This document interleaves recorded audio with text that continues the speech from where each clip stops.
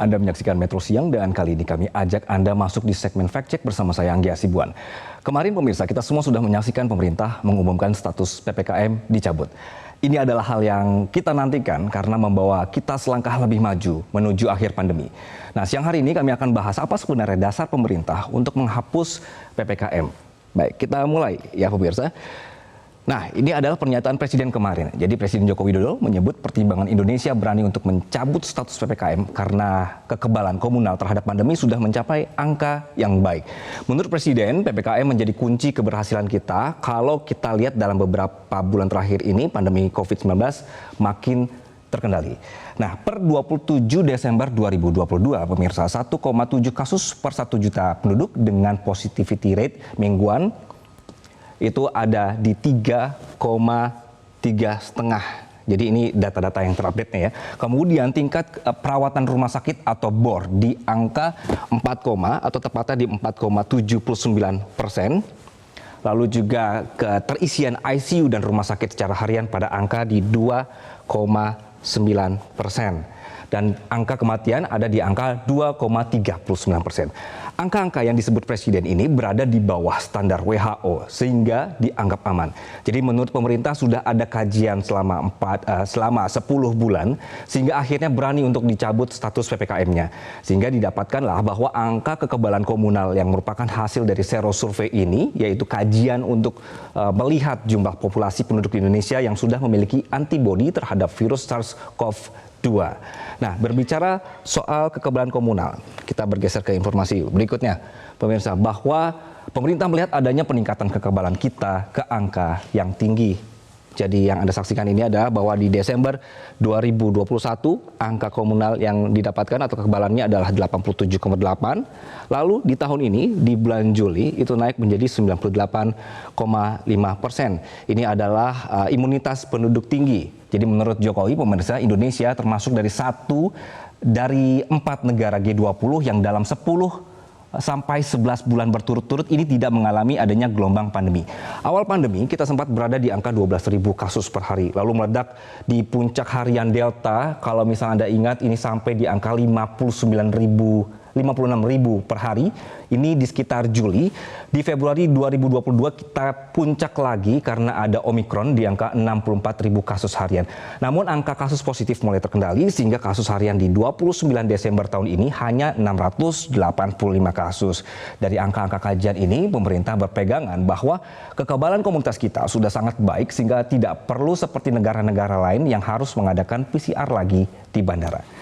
Baik, kita beralih ke informasi berikutnya. Nah, kalau misalnya PPKM dicabut, kita aman nggak sih ini sebenarnya? Kalau ada pertanyaan seperti ini tentu kita tidak bisa memastikan keadaannya juga. Dari pengalaman kita sendiri, sempat ada beberapa kali pemerintah menggunakan rem darurat karena angka kasus meningkat begitu ada varian baru. Namun ini tentu sekarang kondisinya beda. Pertama, orang semakin banyak yang divaksin. Nah, pemerintah juga sudah menemukan ada pola-pola antisipasi jika ada lonjakan. Tapi, nah ini tetap ada tapinya pemirsa. Meski kondisi semakin normal, jangan juga kita kebablasan karena kita masih pandemi. Aturan-aturan tertentu masih berlaku. Misalnya adalah bahwa kemarin Presiden sempat menyebut bahwa aturan masker tetap ada pemirsa. Jadi kalau misalnya Anda berada di ruang terbuka atau keramaian dan juga ruang tertutup, ini maskernya tolong tetap dipakai begitu ya. Kemudian juga vaksinasi tetap jalan. Coba dicek kalau misalnya Anda belum lengkap vaksinnya, ini juga tetap harus jalan. Dan Satgas Covid terus akan memantau untuk wilayah-wilayah tertentu atau juga di daerah-daerah. Jadi kalau misalnya tiba-tiba ada lonjakan kasus, ini segera bisa dilaporkan. Angka terakhir di vaksin kita sudah sampai di angka 400 juta ya pemirsa ya. Dan menurut Presiden ini cukup tinggi. Namun kita akan melihat apakah ini sudah memasuki semua vaksin booster atau belum, ini akan terus digenjot lagi. Nah pemirsa, pengumuman Presiden yang mencabut PPKM ini dilakukan saat negara-negara lain sedang sibuk memperlakukan kembali aturan tes COVID. Muncul gerakan negara-negara barat untuk mewajibkan tes COVID bagi penumpang pesawat yang berangkat dari Tiongkok. Ini dilakukan karena pihak barat merasa Tiongkok kurang transparan terhadap penanganan pandemi di sana. Sehingga ada kekhawatiran masuknya varian baru dari Tiongkok. Seperti yang tadi saya sudah sampaikan bahwa Presiden tidak menganjurkan sebenarnya untuk tes COVID bagi penumpang pesawat atau pelancong yang tiba dari luar negeri. Kami cek dalam aturan perjalanan bahwa sampai saat ini pemirsa belum ada perubahan ya untuk aturan warga negara asing yang masuk Indonesia atau juga warga negara Indonesia dan warga negara asing yang melakukan perjalanan ke Indonesia ini masih tidak perlu menunjukkan hasil tes COVID. Tidak perlu menunjukkan bukti kepemilikan asuransi kesehatan, yang penting sudah divaksin dan juga wajib mengunduh dan juga pakai aplikasi Peduli Lindungi. Nah, dalam sepekan ini beberapa negara misalnya adalah Jepang, Amerika Serikat, Malaysia, dan India, dan sejumlah negara lainnya, ini sudah memberlakukan lagi, pemirsa, sejumlah tes COVID bagi penumpang. Jadi memberlakukan tes COVID bagi penumpang yang berangkat dari Tiongkok. Ini masih menjadi perdebatan sebenarnya, apakah ini murni karena alasan kesehatan atau masalah politik. Karena ada perbedaan. CDC, pemirsa, dan ECDC, CDC ini adalah untuk institusi penanggulangan penyakit menular Amerika Serikat, dan ECDC adalah punya dari Uni Eropa. CDC memberlakukan aturan untuk mewajibkan pelancong yang berangkat dari Tiongkok untuk tes. Sedangkan ECDC sebut tidak perlu tes untuk masuk ke Eropa, meskipun jika di Tiongkok ada lonjakan kasus. Nah, menurut ECDC, tes COVID tidak perlu dilakukan karena perkembangan corona di Tiongkok tidak akan berdampak pada situasi epidemiologis di Eropa, karena sudah ada komunal atau kekebalan komunal yang lebih tinggi. Tapi sebenarnya di Eropa sendiri, ECDC juga tidak bisa memaksa seluruh negara Eropa untuk patuh aturan ini, karena masing-masing negara juga berhak memberlakukan kebijakan dalam negara. Jadi sebenarnya Presiden juga sudah melihat bahwa oke, sudah ada aturan bahwa tes COVID dilakukan negara tertentu, namun sepertinya Indonesia masih aman. Tapi begini pemirsa, hampir 3 tahun ini sebenarnya kita sudah belajar ya, bahwa kondisi pandemi ini serba tidak pasti. Yang awalnya berasa aman lalu tiba-tiba meledak kasusnya, yang dikhawatirkan buruk namun ternyata bisa dikendalikan. Sehingga ada poin satu lagi yang diminta Presiden pada saat pengumuman PPKM kemarin, yaitu adalah, nah ini dia pemirsa, lebih mandiri cari obat COVID-19. Jadi Presiden bilang masyarakat harus semakin mandiri dalam mencegah penularan, mendeteksi gejala, dan juga mencari pengobatan. Jadi dalam menghadapi kondisi pandemi yang memang harus kita sendiri yang tahu betul apa yang harus dilakukan. Jadi sekali lagi, untuk Anda yang belum lengkap vaksinasinya, segeralah lengkapi dosis Anda. Kemudian tidak bosan-bosannya kami ajak Anda untuk jaga kesehatan, berolahraga, tahu kondisi kalau misalnya lagi cuaca ekstrim seperti ini, ya diatur pola makan, tidur, dan olahraga, dan yang penting kapan harus bahagia. Begitu pemirsa.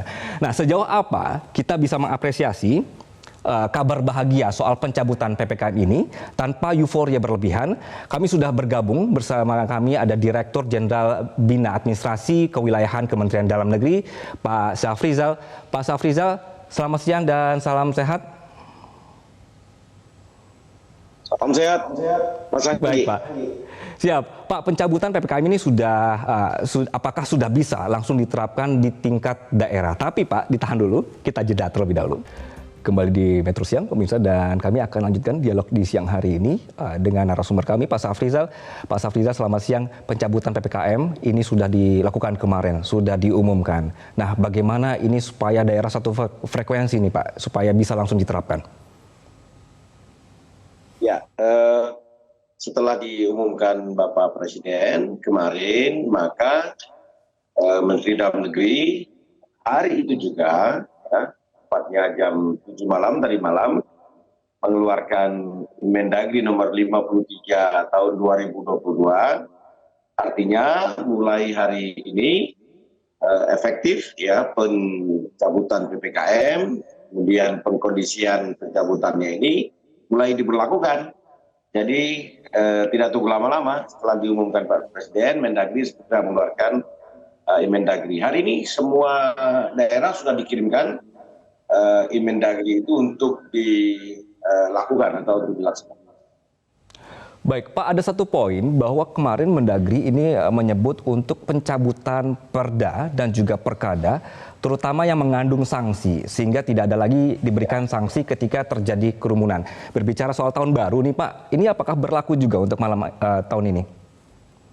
Iya, karena berlakunya sejak tanggal ditetapkannya kemarin, setelah pengumuman Pak Presiden, kemudian dikeluarkan Inmendagri, maka mulai kemarin sudah berlaku, termasuk untuk perayaan tahun baru hari ini ya, sudah berlaku. Tapi ya tetap kita memandang, berdorong kepada masyarakat ya, karena sekarang berbeda antara PPKM yang banyak membatasi kegiatan masyarakat.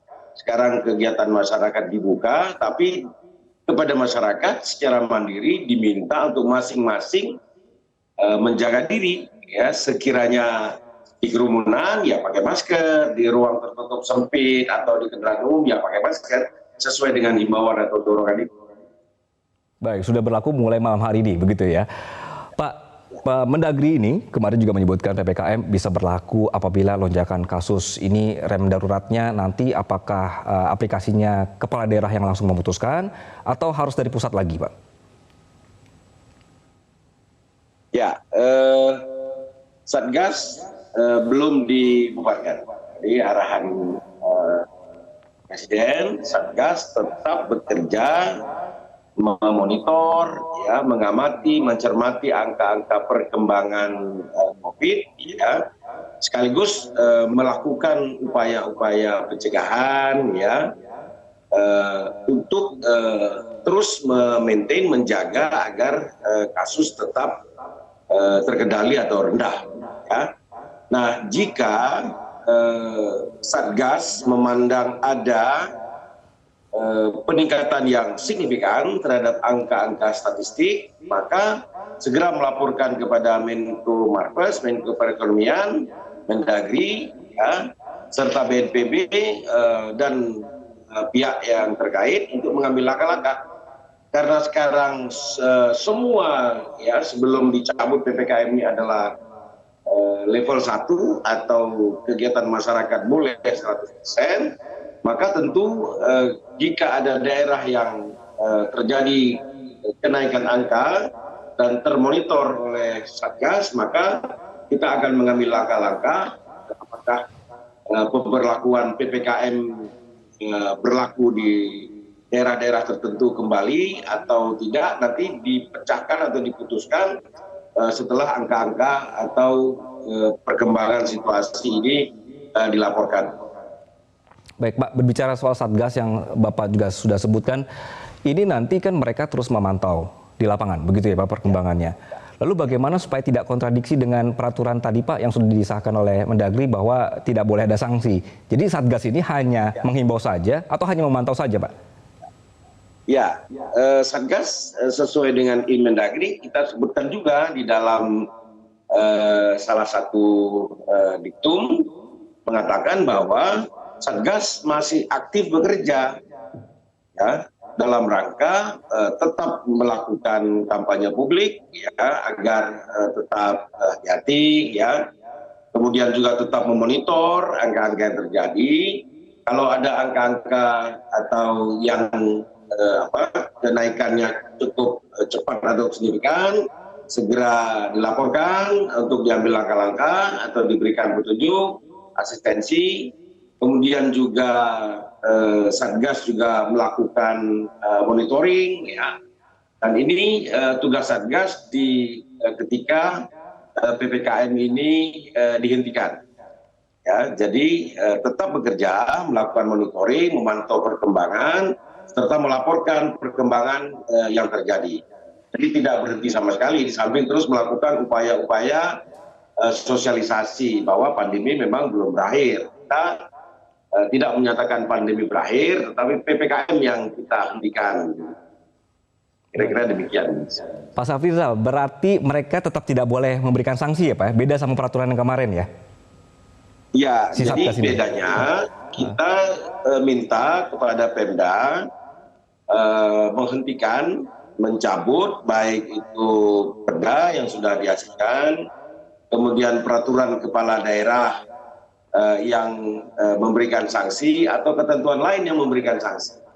Jadi sekarang, situasi sekarang, kita persuasif semuanya sambil terus menghimbau kepada masyarakat untuk secara mandiri untuk melakukan upaya-upaya pencegahan. Jadi tidak represif lagi, tapi dengan kesadaran tiap-tiap masyarakat. Saya kira arahannya diarahkan dalam rangka memberikan kesadaran kepada publik untuk masing-masing menjaga ketahanan diri masing-masing terhadap bahaya COVID-19. Baik, Pak Safrizal terakhir, apakah kepala daerah ini bisa memberlakukan peraturan sesuai dengan kebijakan mereka masing-masing dengan adanya pencabutan PPKM ini, Pak? Ya, kita sudah minta semua sanksi itu dihentikan. Ya, sambil kita terus memonitor tiap-tiap daerah. Saya kira daerah-daerah sendiri dari beberapa bulan yang lalu sudah banyak yang meminta segera dicabut PPKM. Jadi ini sejalan dengan permintaan daerah-daerah bahwa cukup terkendali di daerah sehingga perlulah PPKM dihentikan. Jadi kalau ada daerah yang masih melakukan sanksi terhadap upaya ini, nanti tim Satgas Nasional akan turun ke daerah untuk menertibkan. Ya. Kan berarti lalu kemudian masyarakat boleh euforia, tidak juga begitu. Ya. Memang tidak ada sanksi, tetapi dengan kondisi bahwa kita perlu sampaikan kepada publik, kita masih dalam pandemi yang belum berakhir, namun pendekatan kita dengan melihat angka-angka statistik yang bagus, penanganan yang baik, perlu juga kepada publik disadarkan bahwa perlu tiap-tiap masyarakat menjaga diri masing-masing, mengerti mana yang berisiko, mana yang tidak berisiko, kemudian itu poinnya ya Pak Safrizal, ya, bahwa dari masing-masing juga tetap harus menjaga diri, dan juga kemarin Presiden menyebutkan sudah harus bisa tahu cara cari obatnya juga ya Pak ya. Baik, terima kasih Direktur Jenderal Bina Administrasi Kewilayahan Kementerian Dalam Negeri Pak Safrizal.